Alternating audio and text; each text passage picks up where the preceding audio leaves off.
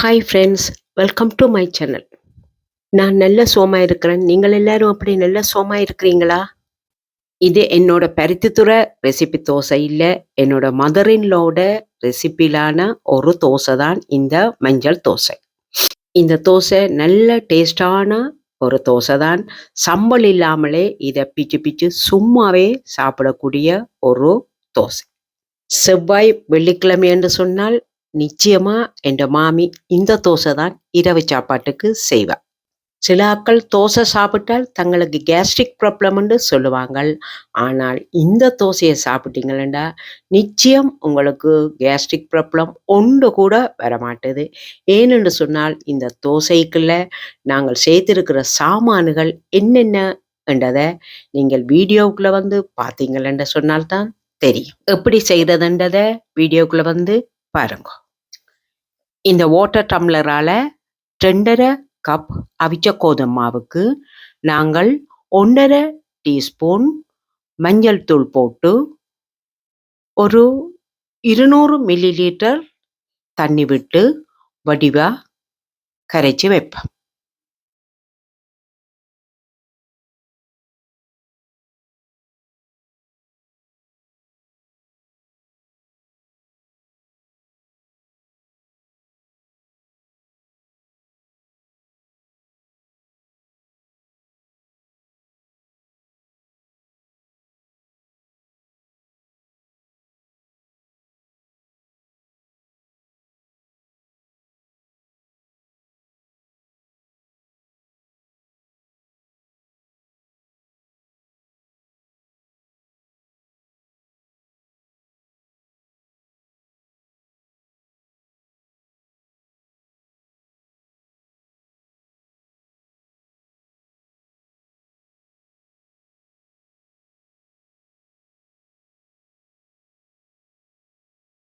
கட்டி இல்லாமல் இப்படி கரைச்சி வச்ச மாவை இப்போ நாங்கள் மூடி வச்சு போட்டு ஊற வச்ச ஒரு சுண்டு உளுந்தையும் வடிவா கழுவி எடுப்போம்.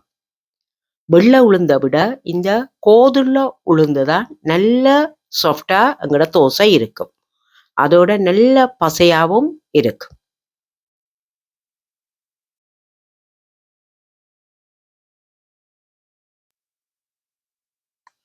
எப்போவுமே இட்லி தோசைக்கு ஏன் வடைக்கு கூட இந்த கோதுளுந்துல செய்து பாருங்க இப்படி இருக்குமெண்டு. இதுதான் நாங்கள் கழுவி எடுத்த ஒரு சுண்டு உளுந்தும் ஒரு மேசக்கரண்டி ஊற வச்ச வெந்தயமும். தோசைக்கு போட்டு அரைக்க போகிற பொருள்கள் என்னென்னு பார்ப்போம். ஒரு கைப்பிடி தேங்காய்ப்பு, ஒரு கைப்பிடி சின்ன வெங்காயம், 4 கட்டு கருவேப்பிலை, 1 டேபிள் ஸ்பூன் சின்ன சீரகம், 1 டேபிள் ஸ்பூன் மிளகு. இப்போ நாங்கள் கருவேப்பிலையே போடுவோம். அடுத்தது ஒரு கைப்பிடி சின்ன வெங்காயம், அடுத்தது 1 டேபிள் ஸ்பூன் சின்ன சீரகம்,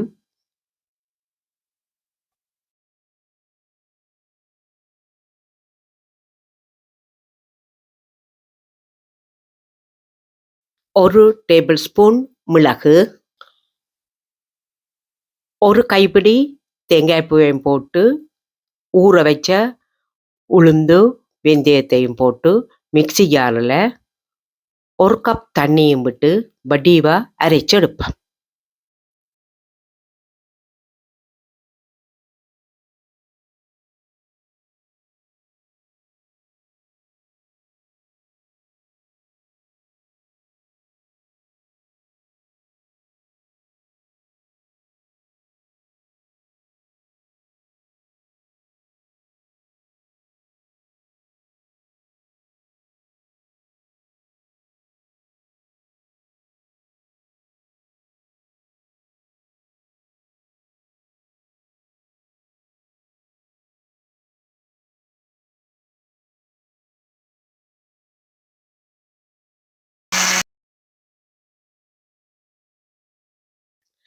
அரைச்ச உளுந்த கரைச்ச கோதுமை மாவுக்குள்ள விட்டு நல்லா மிக்ஸ் பண்ணுவா.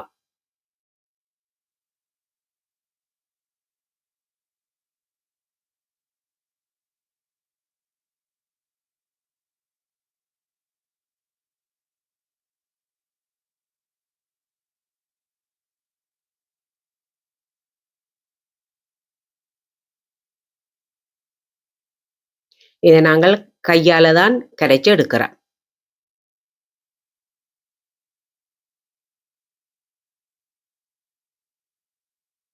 இப்ப இதை அப்படியே மூடி ஒரு 5 மணித்தியாலம் வைப்பேன். இப்ப பாருங்கோ 5 மணித்தியாலம் ஆயிட்டு எங்கட எப்படி புளிச்சிருக்கண்டு. இப்ப நாங்கள் அதுக்கு தேவையான அளவு உப்புத்தூள் போடுவோம். நான் 2½ டேபிள் ஸ்பூன் உப்புத்தூள் போட்டேன். இப்ப அதுக்கு ஒரு வெங்காயம், 5 செத்தல், கடுகு, சினச்சீரகம், கறிவேப்பிலை போட்டு வடிவா தாளிச்சு போட்டு அதையும் இந்த மாவுக்குள்ள போட்டு வடிவா மிக்ஸ் பண்ணுவேன். இந்த தாளிதம் இந்த தோசைக்குள்ள சேரைக்குள்ள அந்த மாதிரி டேஸ்டா இருக்கு. இதுதான் எங்கட தோசை மாவுண்ட பதம். இந்த மா அப்படியே இருக்கட்டும். இப்ப நாங்கள் சம்பல் ஒன்று செய்வோம். 20 செத்தல், 2 கட்டு கருவேப்பமிலையை நல்ல வடிவா பொரிச்சு எடுப்போம்.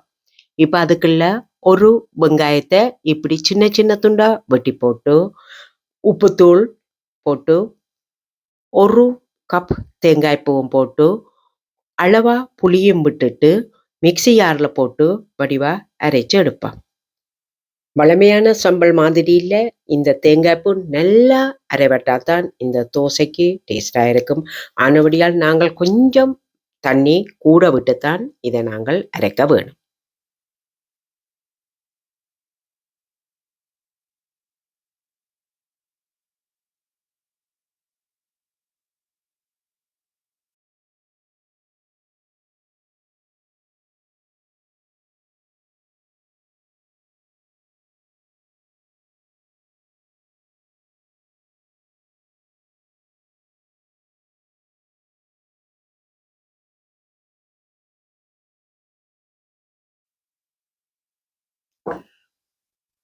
இப்போ அரைச்ச சம்பலுக்கு நாங்கள் இப்போ எங்களோட தாளிச்ச கடுகு, சின்ன சீரகம், வெங்காயம், செத்தல், கருவேப்பமிலை எல்லாம் போட்டு திரும்பவும் சட்டியில ஒருக்கா போட்டு ஒரு கால் சூடாக்குவோம்.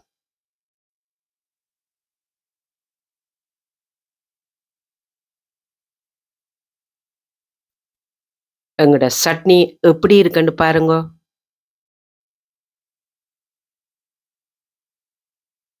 இப்போ எங்களோட தோசையை சுடுவோம். தோசை சுடைக்குள்ளே அந்த மாதிரி கமண்டு மணக்கும். ஏன் எங்களோட மிளகு, சின்ன சீரகம், தேங்காய்ப்பூ எல்லாம் சேர்ந்து அந்த மாதிரி ஒரு டேஸ்டாக இருக்கும். இந்த தோசையை நீங்கள் சம்பல் இல்லாமலே சும்மா கூட பிச்சு பிச்சு சாப்பிடலாம். சுடைக்குள்ள கூட தோசைக்கல்லில் ஒட்டாமல் அந்த மாதிரி வரும். தோசை ஒவ்வொன்றும் சுடைக்குள்ளே கொஞ்சம் கொஞ்சம் நெய்யோ அல்லது நெல்லெண்ணெயோ விட்டு சுட்டு பாருங்கோ, தோசை அந்த மாதிரி கமண்டு இருக்கும். இந்த தோசையை நீங்கள் சுட சுட சாப்பிட்டு பாருங்கோ, அந்த லெவல் வேறு. நெடுகளும் ஒரே மாதிரியான ரெசிபியை செய்யாமல் இப்படி டிஃப்ரெண்ட்டாக தோசையை நீங்கள் சுட்டு கொடுத்தீங்கன்னு சொன்னால் உங்களோட பிள்ளைகள் விரும்பி விரும்பி சாப்பிடுவாங்க. இந்த தோசையை நீங்கள் சுட்டீங்கள் என்றால் அக்கம் பக்கத்தில் உள்ளவங்களுக்கு கூட உங்களோட வீட்டில் இன்றைக்கு இந்த மஞ்சள் தோசை சுடுபடுதுன்னு சொல்லி தெரிஞ்சிட்டு காய்ச்சல் தடிமன் நேரம் இப்படி ஒரு தோசையை சுட்டுட்டு சாப்பிட்டு பாருங்கோ, அந்த மாதிரி இருக்கும். என்னோட இந்த ரெசிபி உங்களுக்கு பிடிச்சிருந்தால் நீங்கள் முறுக்கா செய்து பார்த்து இப்படி என்று சொல்லுங்க. இந்த வீடியோ உங்களுக்கு பிடிச்சிருந்தா லைக் பண்ணுங்க, உங்களோட ஃப்ரெண்ட்ஸுக்கெல்லாம் ஷேர் பண்ணுங்க. சப்ஸ்கிரைப் பண்ணாதவங்க சப்ஸ்கிரைப் பண்ணுங்க. மீண்டும் வேறொரு ரெசிபியில் உங்களை சந்திக்கும் வரை என்றும் உங்கள் பருத்தியூர் தவா.